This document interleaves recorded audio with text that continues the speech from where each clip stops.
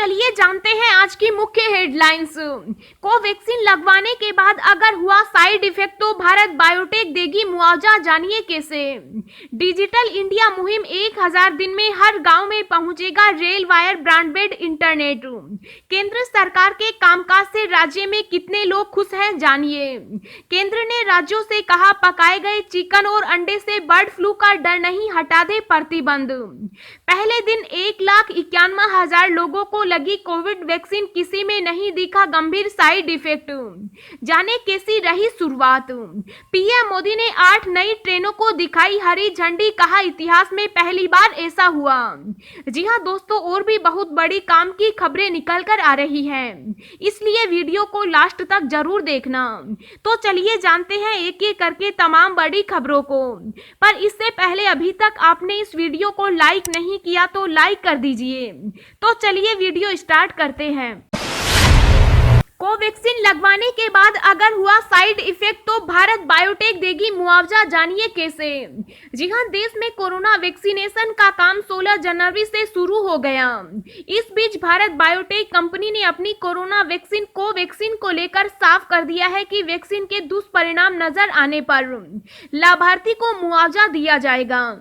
इतना ही नहीं, कंपनी ने अपने फॉर्म में इसे खास तौर से लिखा है। कोविड-19 के टीके कोवैक्सीन की 55 लाख खुराकों की आपूर्ति के लिए सरकार से ऑर्डर प्राप्त करने वाली कंपनी भारत बायोटेक ने कहा कि अगर टीका लगवाने के बाद किसी को गंभीर प्रतिकूल प्रभाव होते हैं तो उसे कंपनी मुआवजा देगी। केंद्र ने राज्यों से कहा पकाए गए चिकन और अंडे से बर्ड फ्लू का डर नहीं, हटा दे प्रतिबंध। जी हां, देश कोरोना के बाद अब बर्ड फ्लू के कहर से डरा हुआ है। इस बीच अच्छी तरह से पकाए गए चिकन और अंडे के सुरक्षित होने का आश्वासन देते हुए केंद्र सरकार ने देश भर की राज्य सरकारों से अनुरोध किया है कि पोल्ट्री की बिक्री पर प्रतिबंध को हटा दें। साथ ही गैर संक्रमित क्षेत्रों राज्यों में पोल्ट्री उत्पादों की बिक्री की अनुमति दें। बता दें कि केरल, राजस्थान, मध्य प्रदेश, उत्तर प्रदेश, दिल्ली, हिमाचल प्रदेश, हरियाणा, गुजरात बर्ड फ्लू की चपेट में है। मत्स्य, पशुपालन और डेयरी मंत्रालय ने एक विज्ञप्ति में कहा कि लोगों को बर्ड फ्लू के प्रसार के बारे में अवैज्ञानिक अफवाहों पर ध्यान नहीं देना चाहिए।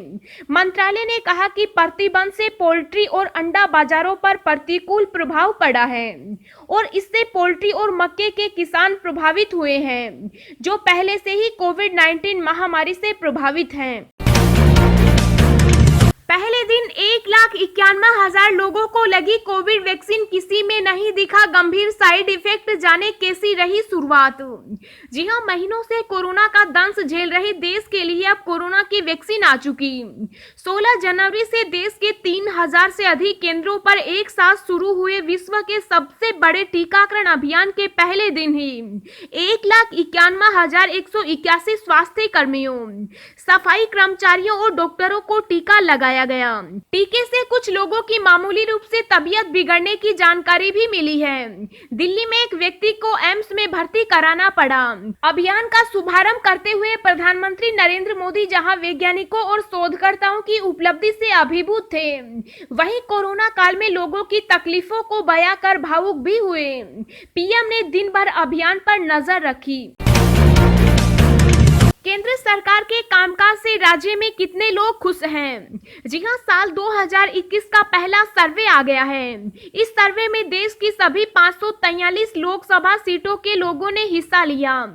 सर्वे में 30,000 से ज्यादा लोग शामिल हैं। सर्वे के सवालों का जवाब पिछले 12 हफ्तों में लिए गए हैं। इस सर्वे में लोगों से पूछा गया कि केंद्र के कामकाज से राज्य में लोग कितने खुश हैं। इसमें 66% लोग खुश हैं और 30% लोग नाखुश हैं और 4% लोग बोले हम कह नहीं सकते। इन सवालों में सबसे ज्यादा खुश ओडिशा के लोग हैं, वहां 91% लोग खुश हैं। वहीं सबसे नाखुश पंजाब के लोग रहे, जहां 64% लोग केंद्र के कामकाज से खुश नहीं हैं। पीएम मोदी ने 8 ट्रेनों को दिखाई हरी झंडी, कहा इतिहास में पहली बार ऐसा हुआ। जी हां, सरदार वल्लभ भाई पटेल की प्रतिमा स्टैच्यू ऑफ यूनिटी देखने के लिए गुजरात के केवड़िया गांव जाने में अब आसानी होगी। दिल्ली से अब केवड़िया गांव के लिए सीधी ट्रेन चलेगी। प्रधानमंत्री नरेंद्र मोदी ने वीडियो कॉन्फ्रेंसिंग के जरिए स्टैच्यू ऑफ यूनिटी केवड़िया को देश के विभिन्न हिस्सों से जोड़ने वाली 8 ट्रेनों को हरी झंडी दिखाकर रवाना किया। साथ ही प्रधानमंत्री ने गुजरात में विभिन्न रेलवे परियोजनाओं का उद्घाटन किया। इस मौके पर पीएम मोदी ने कहा कि रेलवे के इतिहास में संभवतः पहली बार ऐसा हो रहा है जब एक साथ देश के अलग अलग कोने से एक ही जगह के लिए इतनी ट्रेनों को हरी झंडी दिखाई गई। केवड़िया जगह भी तो ऐसी है।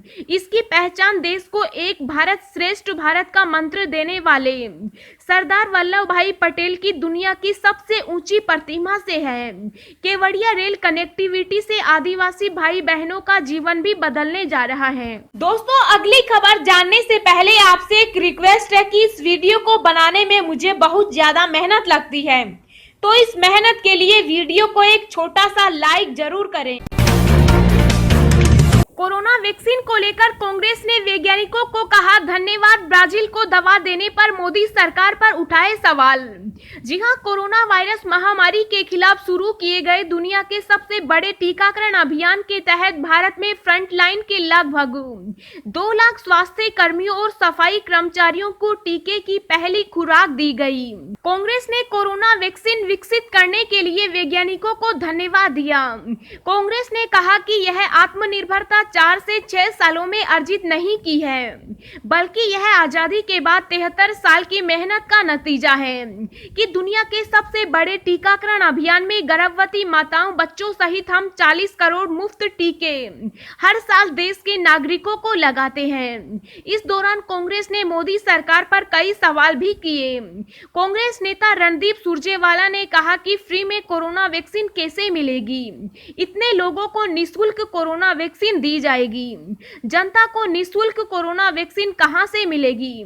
मोदी सरकार को इन सवालों के जवाब देने चाहिए।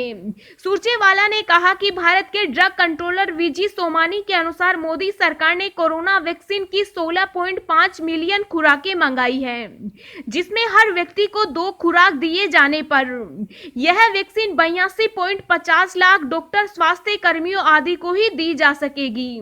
लेकिन मोदी सरकार दावा कर रही है कि पहले राउंड में वैक्सीन 3 करोड़ लोगों को दी जाएगी। सुरजेवाला ने कहा कि सरकार बताए कि बाकी जनसंख्या यानी 135 करोड़ नागरिकों को कोरोना वैक्सीन कैसे मिलेगी और क्या यह वैक्सीन उनके लिए भी निःशुल्क होगी।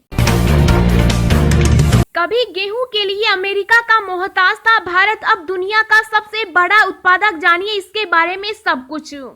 जी हां, खाने की बात आते ही रोटी की बात आती है और रोटी गेहूं से बनती है। आजादी के बाद एक दौर था जब भारत के लोग रोटी के लिए अमेरिका के गेहूं के मोहताज थे, लेकिन किसानों और वैज्ञानिकों की मेहनत से आज हम दुनिया के दूसरे सबसे बड़े गेहूं उत्पादक हैं। इस साल भी इसकी बम्पर पैदावार होने की संभावना है। इसके प्रति किसानों की जागरूकता ही है कि इसके बीज बदलने की दर दूसरी सभी फसलों से ज्यादा है। केंद्र सरकार ने 2020-21 के लिए 108 मिलियन टन उत्पादन का लक्ष्य निर्धारित किया है।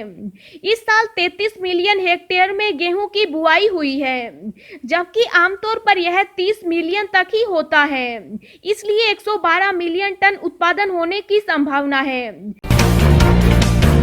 डिजिटल इंडिया मुहिम 1000 दिन में हर गांव में पहुंचेगा रेल वायर ब्रॉडबैंड इंटरनेट। जी हां, डिजिटल इंडिया के तहत अब इंटरनेट सुविधा में भी लास्ट माइल कनेक्टिविटी मिलेगी, यानी वैसी जगह ब्रॉडबैंड सर्विस पहुंचाई जाएगी जहां मोबाइल टावर नहीं लगे हैं।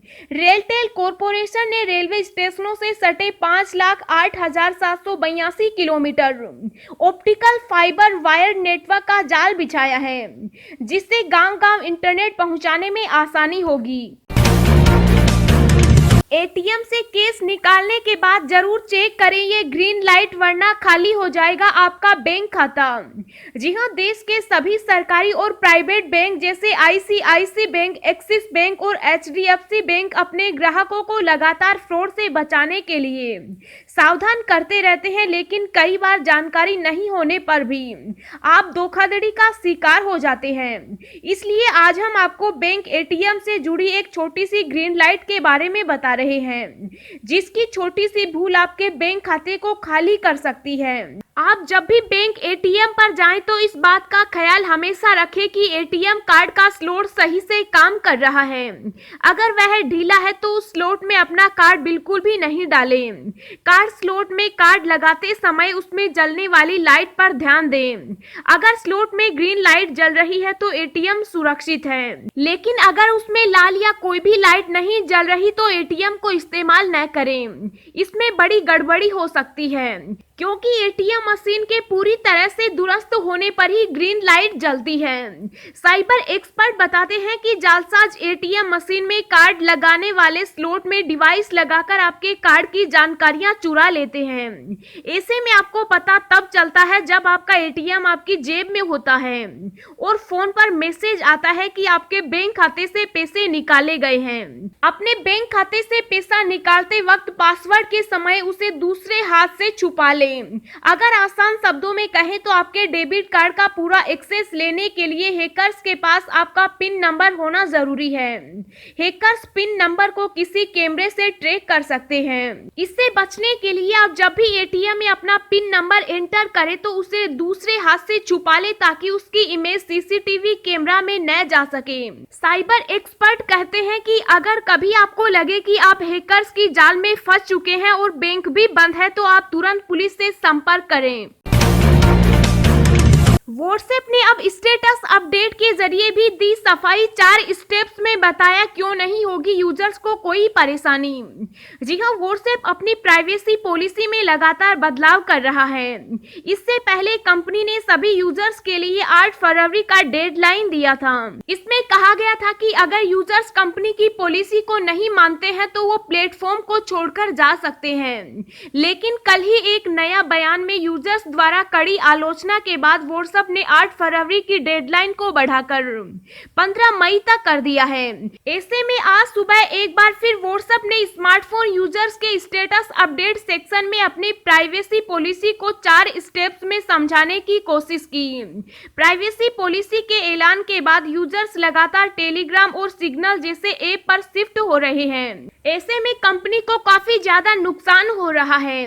लेकिन अब व्हाट्सएप का कहना है कि प्राइवेसी पॉलिसी को लेकर यूजर्स के मन में अभी भी कंफ्यूजन है और हम उसे दूर करने के लिए और ज्यादा समय देना चाहते हैं। अब हम आपको अगले 24 घंटों के संभावित मौसम पूर्वानुमान के बारे में बता रहे हैं। अगले 24 घंटों के दौरान पंजाब, हरियाणा, दिल्ली, उत्तर प्रदेश, उत्तरी राजस्थान, बिहार, उप हिमालय, पश्चिम बंगाल और सिक्किम में कई जगहों पर बेहद घना कोहरा छाया रहेगा, जिसमें रेल, सड़क और हवाई यातायात प्रभावित हो सकता है। पूर्वोत्तर भारत और उत्तराखंड के भी कुछ हिस्सों में घना कोहरा छाए रहने की संभावना है। पंजाब, हरियाणा, दिल्ली, उत्तरी राजस्थान और उत्तर प्रदेश के कुछ हिस्सों में शीतलहर के साथ साथ कोल्ड डे की स्थितियां भी जारी रह सकती हैं। दक्षिणी भागों में जारी बारिश और कम हो जाएगी। हालांकि तमिलनाडु, केरल, लक्षद्वीप और अंडमान व निकोबार द्वीप समूह के कुछ हिस्सों में हल्की बारिश और 1-2 स्थानों पर मध्यम वर्षा आगामी 24 घंटों तक संभावित है।